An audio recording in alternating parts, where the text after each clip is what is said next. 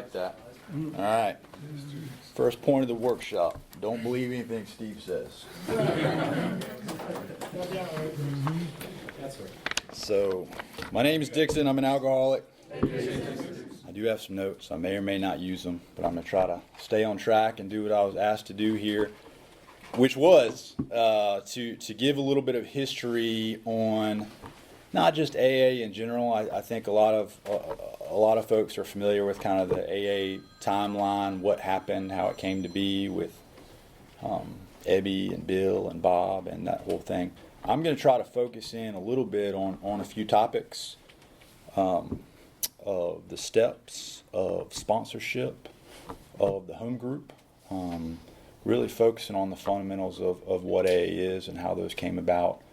I'm not going to preach at you. I'm not going to lecture you. I am gonna lecture you a little bit. I'm going to give a little information, but I'm going to try to just share my experience, strength, and hope on those topics. And hey, welcome. So, qualify just for a minute. My sobriety date is June 2nd, 2007. I have a sponsor. I'm sponsored. I think my sponsor would agree with that. Can be a difference in those two things. I have a home group. It's the Vision for You group of Fayetteville. We meet on Tuesdays at 7 o'clock. If you're in Fayetteville, come see us. Be careful.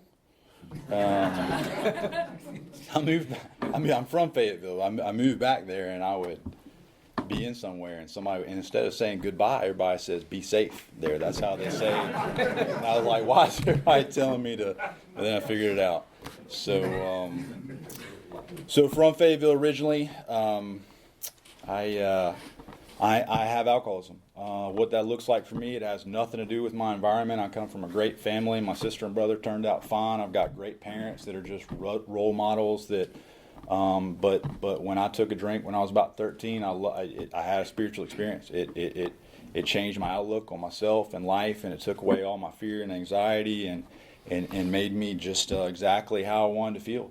I was excessive prior to that in just about everything I did if it made me feel good, and so I was not off to a good start. And with alcohol, I made a decision as soon as I got enough in me to have the effect produced that night that I was going to do that as much as possible, and that's what I did. And started running around with people who did that and could do that, and immediately started getting in lots of trouble.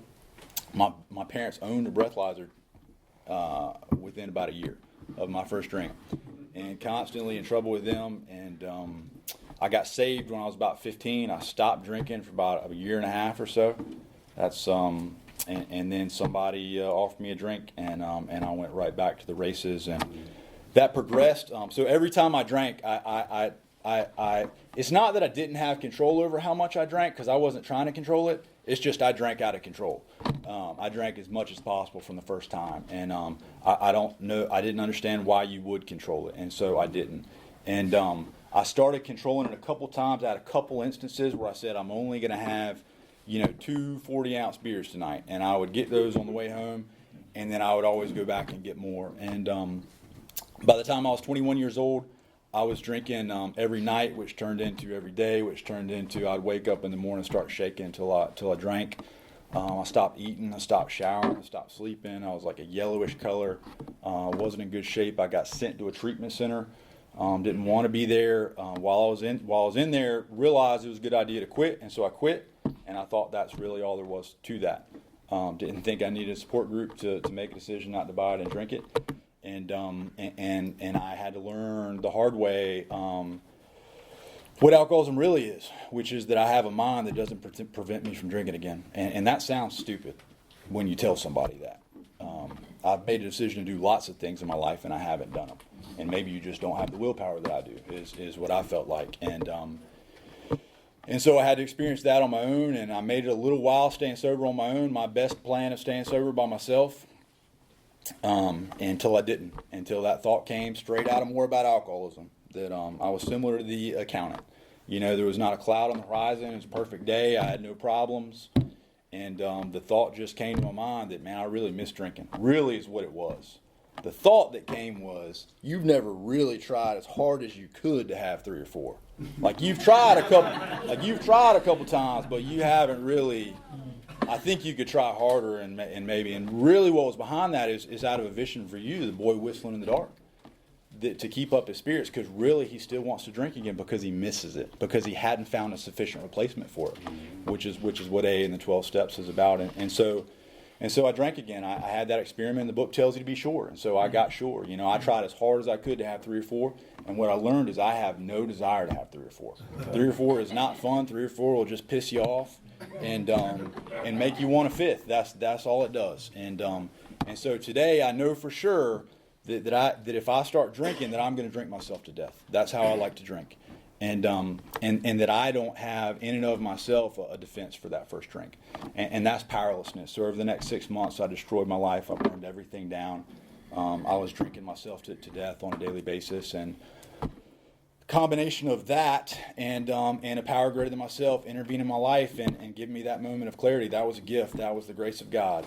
I didn't get myself here by making myself hit a bottom. There's a power greater than myself that by God's grace, that I didn't even really believe in at the time, allowed me to see the truth about myself and be willing to accept some help. And that was on June 2nd, 2007. So I'm going to get into the solution of kind of what happened. Which is kind of these concepts that I'm going to talk on tonight. But first, I wanted to kind of give you a history of where they came from. And so I'll do that. So Frank Buckman, Oxford Group is kind of where AA came from. That's where all these concepts kind of came from. It was a Christian, it was a religious movement, and he came into kind of the steps, and sponsorship is the first topic that I'll hit on. He came into that just out of his own personal experience. That he was a guy who he was a pastor, he was a Lutheran minister. He was in charge of at first a church, but then he ended up being over kind of a halfway house for little kids in the slums, and he got resentful over like the board of directors that weren't giving enough money, and he quit, and he just kind of stormed out, and he was just resentful about that, and he wasn't doing ministry, he was just taking a break, and he went out into Europe. He was just kind of traveling around Europe, and they were having a Christian conference, the Keswick convention at the time, and he ended up sitting in on one of those talks, and he had kind of a moment of clarity. There was a lady, she was from the Salvation Army, I think. She was speaking, and it didn't matter what she was speaking about. God spoke to him. We said a prayer before this, that whatever I say, that God would speak to you guys and say whatever he needed to say. And I believe that matters. And so that speaker probably did the same thing before she spoke. And he received a message of a clarity about the truth about himself. About the fact that he's supposed to be a Christian, he's supposed to be a minister, but he's just blocked off by this selfishness and resentment, and he was able to see the truth about it. Same as I was able to see the truth about my alcoholism. And so he was convicted about that, and he knew that he just kind of knew that he should do something about that. And what he did is he wrote a letter to those people on the board, and he basically made amends. And told them that he was wrong for getting resentful and asked for their forgiveness. And then he went back home with the people that he was staying with, and he shared that with them. He told them about it. Now, the couple that he was staying with, they were Christians, but their son wasn't a Christian. And he was kind of like revolting against Christianity because his parents were trying to force it on him. And when Frank took a walk with that kid the next day and shared about what had happened to him, and the kid accepted the message and got excited about it and was able to hear it. And he realized that just by sharing his experience with somebody, instead of trying to preach at him and force something on them, that those people are able to receive it. So that's what happened for that kid. And Frank immediately went back into ministry after that. He the YMCA was a thing then in ministry. It was like a college ministry is what it was. And he became kind of the campus minister at Penn State University, which at the time was just full of alcoholics. And while he was there, he realized some of these other things that became our steps. One was that at the time, evangelism was done in big groups. You preached a message, and then you invited people to receive, that message and make a decision. And if they made a decision, then you were successful. And then you just kind of let them go after that. You'd accomplished your mission. And what he realized through that is people's lives weren't really being changed. They were just making a decision. And what he did, just kind of through experimentation, is he started working one-on-one with these students. And he started sitting down with them, and he started kind of asking them about their lives and getting involved with their lives and helping them apply principles in their lives, and providing some accountability for that. He came across a book where that 4 absolutes came from. They were from the Sermon on the Mount, which was a popular section in early AA history out of the Bible. And so those absolutes were absolute honesty, absolute unselfishness, absolute purity, absolute love. And so they would kind of, in these one-on-one sessions, they would look at their life compared to these absolutes and see where it didn't line up. Same as we do in the 4th step. They were looking for selfishness in their lives and being willing to do something different and let God guide them into something different. And the last thing that he found was that there was somebody who came, another pastor, who kind of ministered to him a little bit and said, are you asking God to guide you in your life? He said, well, yeah.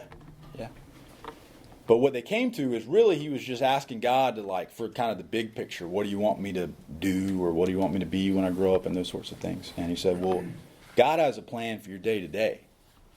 And God can speak to you if you're willing to listen to him about what you need to do today. So if you think about step 11 and where it talks about intuition and listening for this voice, and you'll be inspired. It takes a little while to develop that, but kind of recognizing that voice inside of you. That's what we try to connect to in the mornings and try to listen to that throughout the day. That's where that came from. And so the Oxford Group movement kind of grew out of that. Like, he implemented that there at Penn State, and then he moved to Oxford University, and they implemented that there. And so their steps kind of came out of that. And they didn't really believe in steps. They didn't believe in an exact process. And this was helpful to me when I started learning about these things, because I was very rigid in terms of AA, and you have to do it exactly like this, and exactly this way out of the book, and you're wrong if you're not doing that. And the people that I sponsored, I would do it in this exact way, and if you didn't want to do it that way, I couldn't really help you. And so the Oxford Group believed that the Spirit wasn't rigid like that. The Spirit was very flexible. That everybody was different and unique. And they didn't believe you could. Their steps weren't even in order. They just had principles. And so here's some of their principles. They had 5 C's. Confidence. Confidence means that you got to develop a relationship with somebody before you can help them. So we do that through this kind of identification with somebody. 2 alcoholics talking with each other. But it's also about not making them into a project, is what they believed. It is that, helping somebody understand that you really care about them and want to help them.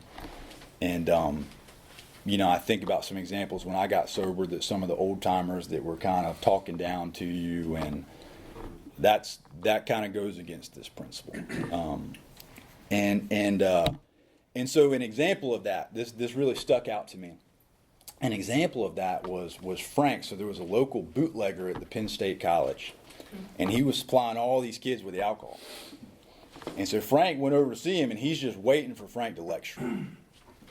And Frank never did. Frank invited him over for dinner, talked to him about horses, was interested in what he was interested in, and they had this long relationship over a period of years where Frank never mentioned Christianity, never tried to change him, never took his inventory, and just developed a relationship with the guy. And in time, the guy actually came to Frank and told him that he wanted to change, that he was attracted by what Frank had through that relationship. So that's like an example of. Now, there were other people where Frank would come into contact with them, and they would kind of talk, and he would ask them to make a decision to give their life to God right there, same day. And so those are 2 completely opposite things. And so he believed that the Spirit could kind of guide you as to how to apply these things differently to different people. So that's helped me tremendously. Just in terms of people that God's putting in my path, not having some preconceived ideas of how they need to change, in what time frame, and me trying to do that in my mind. So that was helpful. That's one of their 5 C's. Conviction, again, that's kind of about the inventory. Confession, that's our step 5. Conversion, that's kind of the spiritual experience as the result of the steps. Continuance, that's kind of 10, 11, and 12 for us. Restitution is part of that. So they had 5 procedures. Give to God, listen to God's direction, check guidance. So this is in our 11th step, that if you get some crazy guidance, you might want to run that by somebody. You pay for that presumption in all sorts of ways, it says. Restitution, sharing, and then their sharing was for witness in terms of helping somebody, but also for confession. So that's kind of our step 5 and 12 together. I mentioned the absolutes. They had some cool slogans. You'll recognize some of these principles. Study men, not books. Carry news, not views.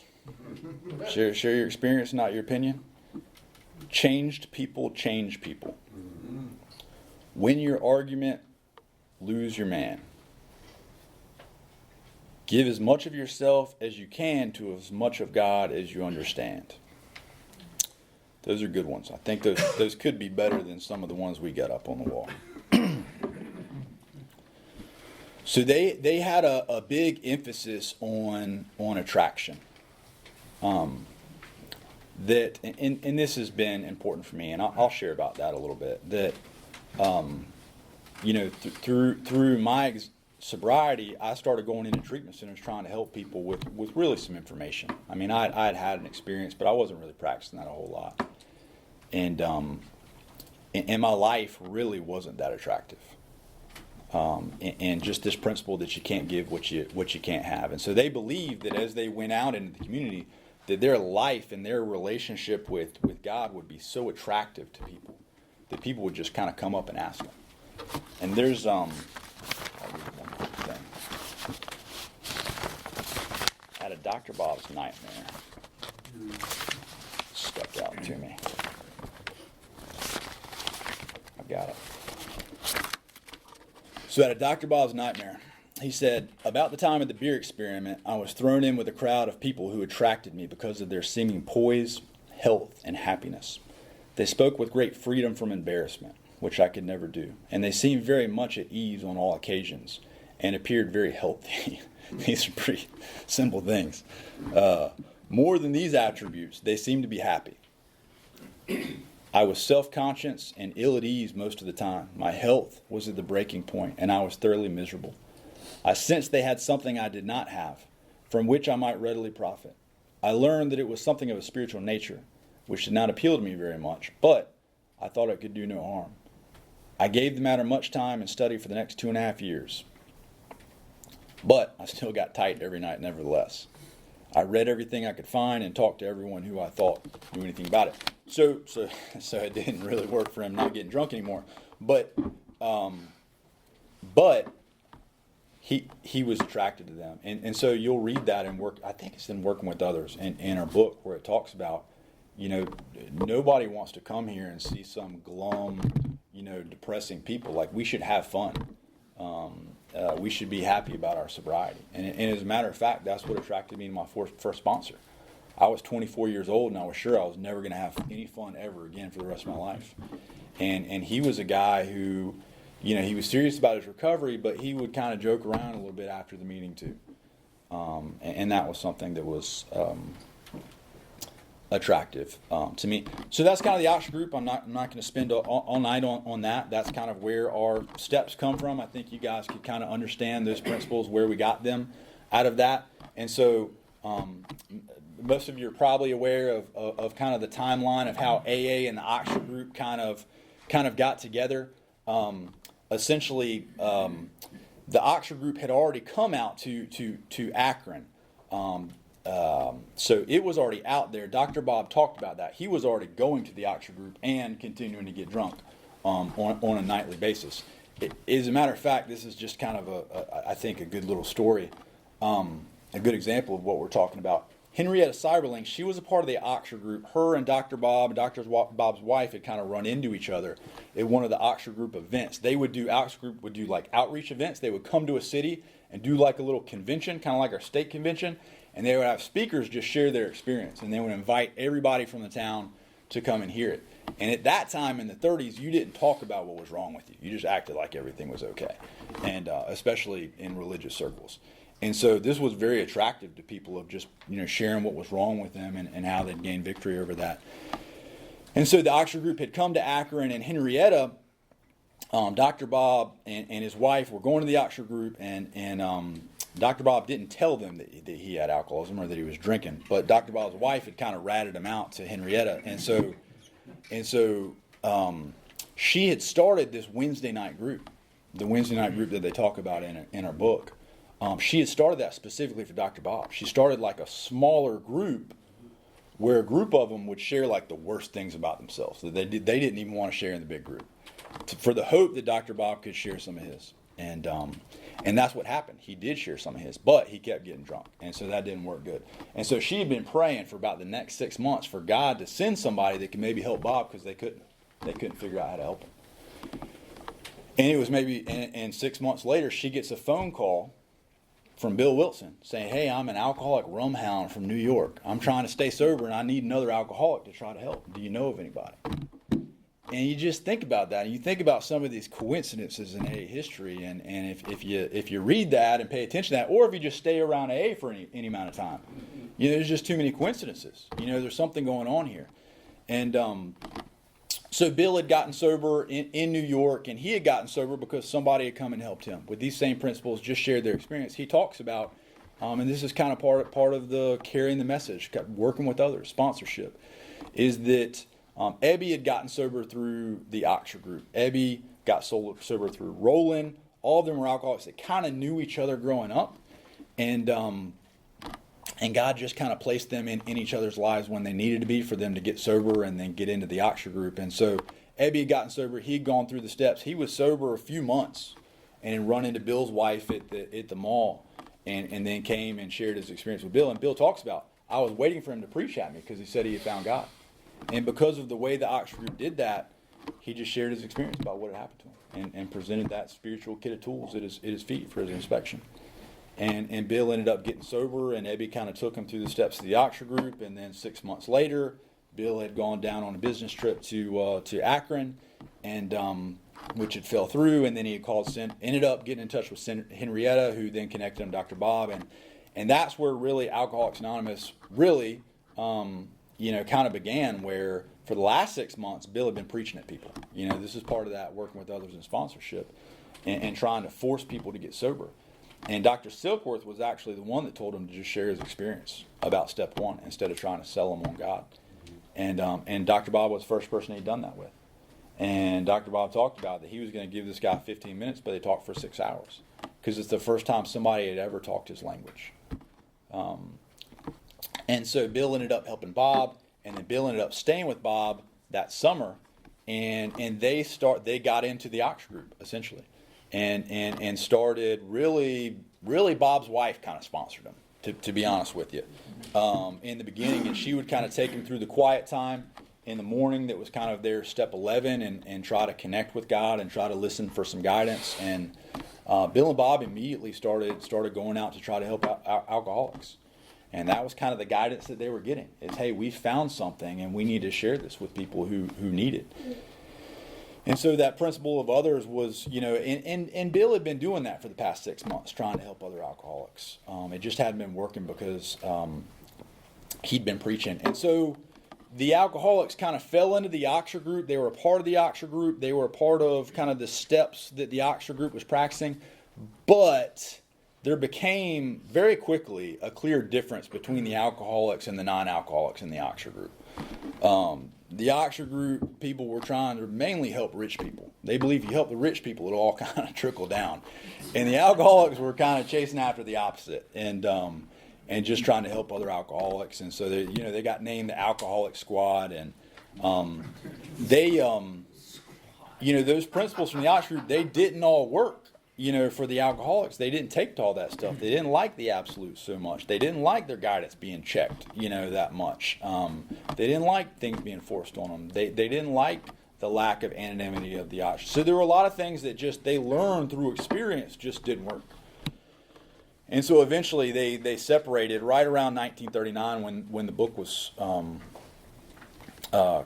coming out, and really split with the Oxford group. So early AA in Akron, it looked, if you're thinking about sponsorship, if you're thinking about the steps, there's a story in the back of the book. He sold himself short. We'll give you an idea of kind of what they were doing. So before the book came out, it was a little bit simpler. It was a little bit quicker, what they were doing. So here are the steps that they outlined that they were practicing, at the time that the book came out. Step 1, complete deflation. Step 2, dependence and guidance from a higher power. Step 3, moral inventory. Step 4, confession. Step 5, restitution. Step 6, continued work with other alcoholics. So those are the same steps that we have now. They're just boiled down a little bit. And the process that they started, and so what happened was, as they split, and they started developing, they started doing treatment work, and they started doing CPI work, and they developed relationships with the hospitals. And there's a couple of pamphlets. I'm not going to go through all of them here. You can look at them on your own, but there's one that was published in 1940 by Dr. Bob, and it's called the Akron Manual, and it's kind of like his version of what AA was and how to help people, basically, and go through the steps. And then in 1944, his sponsee thought he could probably make some improvements on that. And Clarence Snyder published the sponsorship pamphlet in 1944. And so it's pretty interesting if you think about the big book. Sponsorship isn't, as a word, isn't mentioned, but that really doesn't matter. In principle, they talked about working with others. And I'll share, I think, probably one of the best descriptions. I mean, there's lots of stuff in working with others, and you guys are familiar with that. But there's a section, and there's a solution that I think is kind of one of the best descriptions of sponsorship. It says that the man who is making the approach has had the same difficulty, that he obviously knows what he is talking about, that his whole deportment shouts to the new prospect that he's a man with a real answer, that he has no attitude of holier than thou, nothing whatever except the sincere desire to be helpful, that there are no fees to pay, no axes to grind, no people to please, no lectures to be endured. These are the conditions we have found most effective. After such an approach, many take up their beds and walk again. So, if you read those two pamphlets that I mentioned, the term sponsorship actually was started through the hospital process. So they developed a relationship with the hospital, and the hospital said, okay, well, these alcoholics, none of them have any money. And so one of you guys from AA are going to have to take responsibility and kind of sponsor them and kind of vouch for them. And even, if they can't pay, you're going to pay, and sponsor them into the hospital. And so a sponsor was responsible for, he was probably the guy that went out and did the 12-step call. He was the guy that got the guy into the hospital. And then he got about 10 or 12 people from the group to come in and kind of share their experience while the guy was in the hospital. And then he would take them through steps 2 and 3 while he was still in the hospital. And if that guy wanted to make a decision to go through with it, when he got out, then he could come to the group. If he didn't, then he just needed to keep drinking, or try to stay sober himself.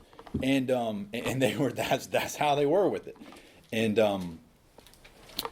so then, if the guy made a decision and wanted to be part of AA, then the sponsor was responsible for taking him to meetings and introducing him to everyone and helping him find somebody, either working through the steps with them, the rest of them, or helping him find somebody that could help him to do that. So it's almost the opposite of what sponsorship is now, if you think about it. That now it's like, well, sponsorship is, well, I find somebody in AA sometimes, usually, maybe outside, and then my job is to kind of take them through the steps. But really, and this is something my sponsor taught me early on, is kind of do the job without the title, right? Is getting a guy into AA and connected to help him kind of stand on his own feet is just as important as taking him through the steps. Probably more so. So,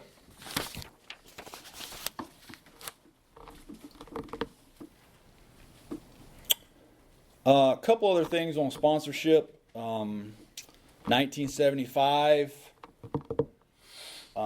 there's a book that got published, Living Sober.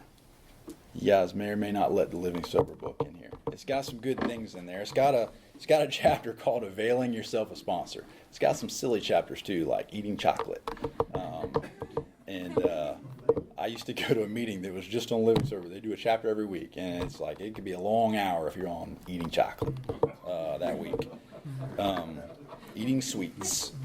So that's where AA kind of got some information out there on sponsorship. There's also the pamphlet, questions and answers on sponsorship, but all those things kind of say the same things.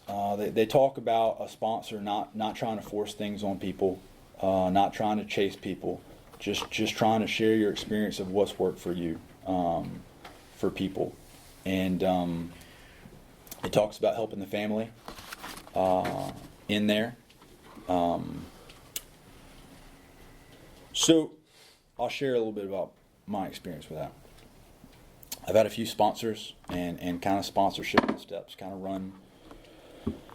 run together for me. So I got sober. I kind of left off there. I went to a halfway house. They made me go to AA, which was good. I might not have gone otherwise. And when I got to AA, I got to a group who welcomed me. They didn't interrogate me. They didn't ask me a bunch of questions about myself. They didn't make me do a bunch of stuff. They just let me. They say, "Hey, come sit down. There's some coffee in there." And when we talk about a home group, that was my first experience to that. Is I was allowed to just be they met me where I was, and they didn't try to force me to do anything. That's been one of the most attractive things about AA. And the message they shared was not just keep coming back. Just go to meetings. They didn't say there's nothing wrong with meetings. I did go to meetings. But what they shared was that meetings will not keep us sober. They shared that we found a sponsor at those meetings, and that sponsor took us through the steps and showed us how to change our lives and live differently, and help other people and be a part of the group. That's the message I received. And thank God, there's AA in lots of places, and AA is autonomous, and it can do whatever it wants, but there's a lot of people, I've been to some meetings that you wouldn't know was AA, and so my sponsor told me that's a gift and a responsibility when I've received something like that. And so I knew I had to get a sponsor. I think the halfway house probably made me get a sponsor too. So fortunately for me, there weren't a lot of options there. There's only about 3 options, but the guy I talked about was a guy who was happy about the fact that he was sober. Like he was having fun sober. That's what I wanted. And what he gave me and what he taught me about sponsorship and helping others is we went through the steps, and I did the best that I could, and it helped me a little bit, but that really wasn't what he gave me. And this is important for me, is that I did not trust people. I didn't let people close. Anything you said negatively towards me or talked down to me or any of that sort of stuff, like I'm out. And what he did was just give and give and give and give and give and give for about 6 months straight. I'm waiting for the hook. I'm waiting for what's in it for you. What are you going to ask me to do? And he never asked me to do anything. I think there's probably a place for that, right? But God just put that person in my life where he just freely gave. That's really what the 12th step is.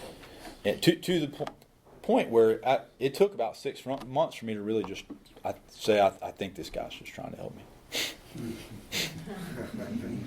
And I allowed him to help me at that point. I went through that 4th and 5th step, and it happened to be kind of right at that moment, that I shared all those deepest, darkest secrets with him. And that was a big deal for me. I started to have that spiritual experience because I did something that was really hard, but he helped me to do that.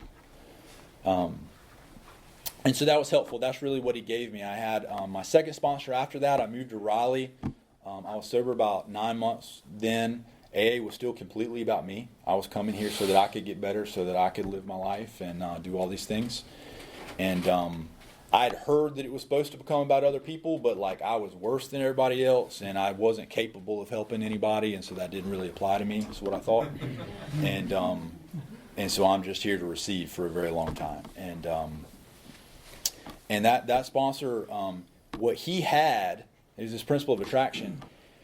He was excited about being in AA. Like he had found something here. He had purpose. God put him in my life again.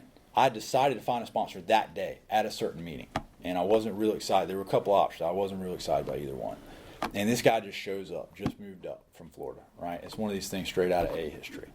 And right when he needed to be there, right? First time he'd ever been there, last time he'd ever been there. Meeting happened to be on sponsorship. He happened to share in the burning desire time, and he just had this passion when he was talking about sponsorship and what that was, and that's what AA was, right? That's why we come here and have an experience and get better, but we really get better by sharing that with other people. That's really where we receive what we need, and the responsibility that was for him. And I wanted that excitement. I was just confined here. I had to be here. There was nowhere else. And so he showed me how to help other people. He allowed me to kind of catch that buzz in AA of helping other people. When the Spirit works in you and through you to help somebody else, that's it. That's the sufficient replacement for what alcohol did for me. That's where I experienced that. And I treated it just like drinking, man. It's like, man, that, he got me into greeter at my home group, going into the treatment center, picking up people from the homeless shelter. He said, I noticed you have a car. And a driver's license. He said, that puts you in the top 1% of Alcoholics Anonymous. He said, you should never, ever show up to a meeting by yourself. And I didn't. From then on out, I didn't. There were people at the treatment center. You could pick them up straight from the treatment center and take them to a meeting 3 days a week. He had me picking up people from the homeless shelter the other days of the week. And I just noticed that I would show up to pick those people up with all kinds of problems that I come up with that day. And by the time I dropped them off, pretty much all those problems were gone. And I just realized, like, this is it. This is the solution. And so he gave me that. And what happened is I kind of hit a wall at some point, at about 5 years sober or so. And this is what the steps are for me, is it's you're not done. It's God, doesn't give you more than you can handle, but he's going to give you more when you can handle it. And so it's always about doing more, and it's about growing, and it's about surrendering at a deeper level. And that doesn't feel good, but that's part of the process. And so I help people and help people and help people and help people. But really, I still had a lot that wasn't right with me. I was really practicing steps 1 and 12. That's what I was doing. I'm powerless over alcohol, and I'm going to tell you what the book says to do. And I was getting results from that until I wasn't. And really, I just hit this wall, just kind of this darkness. And God put another man in my life that showed me how to have a relationship with God, really. I mean, I was in a self-help program up to that point. I talked about God. I was doing a lot of things in the name of God, but it just kind of got revealed to me that there's no relationship there. And so God put this guy in my life. He couldn't help me prior to that, but right then he could help me. And we went back through the steps, and he helped me learn how to surrender to self and selfishness and ego, and that is my problem. And up to that point, I believed that I was powerless over alcohol, but all that stuff that it says in the book about trying to be the director and manage stuff and control stuff and selfishness being your I didn't believe any of that stuff. I thought that I was a great guy that was very capable of managing my life. And I knew it was best for me, and I was going to chase after the stuff that I really wanted. And I had lots of stuff where there's lots of gray area where everybody's doing it, and I can explain it away, and because this is really what I want to do. And it's no different than drinking. Is that stuff worked until it turned on me and stopped working. And I got in enough pain where I didn't want to do it anymore, and I asked God for help. It's no different than my last day drinking, right? Because drinking isn't really my problem. I have a spiritual deficiency, and I try to fill it with drinking, and then that stopped working. And I try to fill it with her, and that stopped working. And then I tried to fill it with chasing after this, and all that stuff stopped working. And eventually, I had to face the real problem. And that was probably, it doesn't really matter when it happened. And so right at that time, God put some of this Oxford group stuff in my life. I was going to church. I would tell you I believe that, but I was just kind of showing up. It wasn't really a thing. A was kind of church to me, and so I literally kind of right at this time, kind of hit my knees and really surrendered at a deeper level. And here is something that's happened for me, is that whether it's drinking or some of this other stuff, as soon as, just like that, as soon as I'm willing to get down on my knees and ask God for help, He's right there and starts working in my life immediately. Like there's no delay. And here's the message that I've received from that, is that God has told me, because this has been the old thinking that I have, God's trying to keep something from me. God's trying to keep me from having a good time. Right? All the stuff I got to do for God isn't fun. It doesn't feel good. And what I've learned through me trying my own way and getting in a lot of pain is God said, I'm not trying to take something from you. I have something better for you. But you have to let go of what you're trying to hold on to in each one of those cases. And so God put this Oxford group stuff in my path. I ended up at this church. We don't have time to go into it, but it was just, I had no business going there that day. Picking up a guy from an Oxford house, was going to take him over here. That place was closed. Ended up over here. I was out the door. The greeter caught me, introduced me to the pastor. Ended up walking in this conversation with a member of the pastor, where she was telling the pastor that God told her to start this group about Christianity and AA, but she didn't know what to do. And then I walk into it, and she's like, "Oh, you've started some AA groups, haven't you? Maybe you could help me." And we knew each other, and so I got roped into this thing, and we ended up starting like an Oxford group type thing. And I just started studying a lot of this stuff and started applying it in my life, basically. Started a little small group of guys that were like-minded, and we together created this little group where we tried to meet together weekly and share about some stuff that we were having trouble with, and just kind of encourage each other, pray for each other, and have some accountability towards moving through some of these things. So I had, throughout my sobriety, I was probably embarrassed to tell you how long I've been sober at that point. I was probably 10 years sober at that point. Throughout those 10 years, like I'd refused to like wake up early enough to spend time with God, because I just claimed that I don't wake up early. I'm just not a morning person. And I'd been meeting with my sponsor for years, just telling him this, and he'd say, "Well, just try to get a little better, try to pray about it." And so finally, I just reached this point where I wanted better results in my life, and so I started meeting with this group of guys and having this accountability, and I started waking up early and giving God an hour in the morning and practicing this two-way prayer with God, with believing that He can actually speak to me if I'm willing to listen, and reading a lot of these Oxford group books, and just a lot of stuff started happening in me. This kind of the Oxford group, so they worked all their steps in the context of this morning hour with God. Like the steps weren't worked with the sponsor necessarily; they were worked with God. So they allowed God to kind of shine a light on them through these absolutes during this time. And I started taking time and allowing God to speak to me about some things in my life, and He just started working. And really, what came out of that was just a belief that I established a relationship with God. I mean, it sounds pretty simple, but that's what happened, because I gave God time and space to do that. The book says that most alcoholics are undisciplined, so we let God discipline us in a simple way, and that's what happened. Bill says that God comes to men when they want Him enough, and I had to get enough pain and see that my way didn't work to want Him enough. So what came out of that was just a lot of strange stuff starting to happen in my life. This concept of being inspired, like I started to notice that people would pop in my mind, and I started taking action on that stuff. there's a story about a guy I would drive.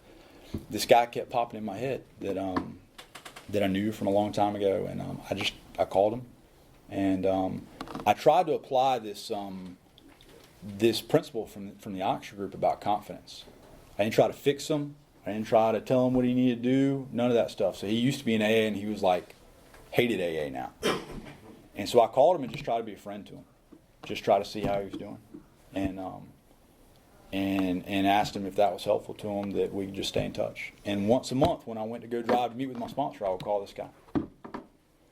And gradually, just on his own, through just me trying to be a friend, which he talks about in working with others, he started, I wasn't trying to force him to do anything. I would just, encourage him.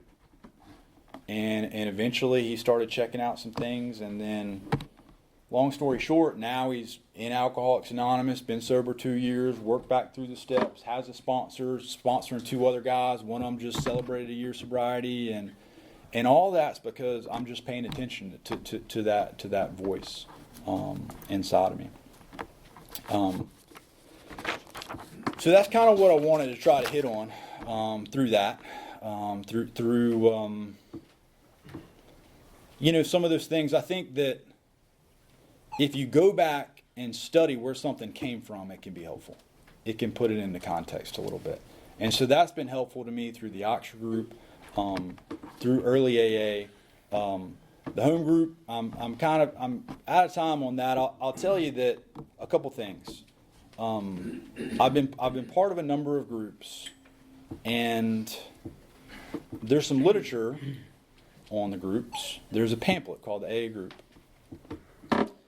And the big thing that sticks out to me in there is it says the difference between a meeting and a group is that a group usually exists carrying out its 5th tradition, its 12th step, in between meeting times. So for a meeting, people just show up and they just talk about some stuff and try to help each other, and that's helpful. But a group exists in between those meeting times. It's out in the community doing CPI work together. It's out at the treatment center trying to help people together. It's not just waiting for people to show up at the group. It's going out and finding people and helping them get into AA. And so lots of people in lots of meetings and groups, they all do those things individually, but a group is a group of people all on the same page kind of doing that together. And they're all on the same page, similar to the first groups that I showed up to, in terms of that group was prepared for me to show up. They had greeters that were out front. They had decided on a format that would best help me. They all knew how they were going to try to help somebody when they showed up. And I can tell you that my experience is being part of a group of people who are all doing that together is a powerful thing. It's much more powerful than just doing that on my own. And I'm preaching to the choir here about an A group. I mean, you guys do it better than anybody. But I will share. I will read one more thing here about the group.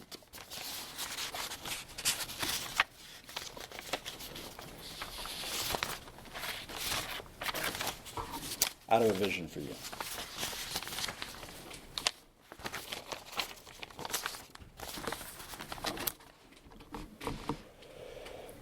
It says, a year and 6 months later, these 3, Bill and Bob and Bill Dodson, had succeeded with 7 more. Seeing much of each other, scarce an evening passed that someone's home did not shelter a little gathering of men and women happy in their release and constantly thinking how they might present their discovery to some newcomer. In addition to these casual get-togethers, so that's one of the things from early AA is that they would also kind of have fellowship in between meetings and were involved in each other's lives.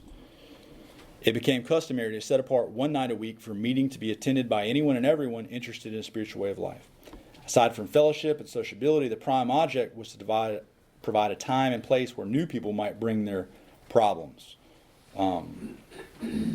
So the early group, the Wednesday night meeting that was part of the Ox group that the early group members attended, it wasn't a place where new people just came and talked about their problem. That's not really what it means. So they would meet on Monday night and they would all get together and they would have some quiet time and let God speak to them about what they should have for the topic for that meeting that Wednesday. They were prepared. They took it very seriously. and they would talk about what that topic should be, and they would talk about who they should call on and who should share their experience with that, and how they should go about all that. So it's similar to our group inventory, where we get together and talk about everything that we do and how we should do it, and being on the same page with that, and inviting God in with that.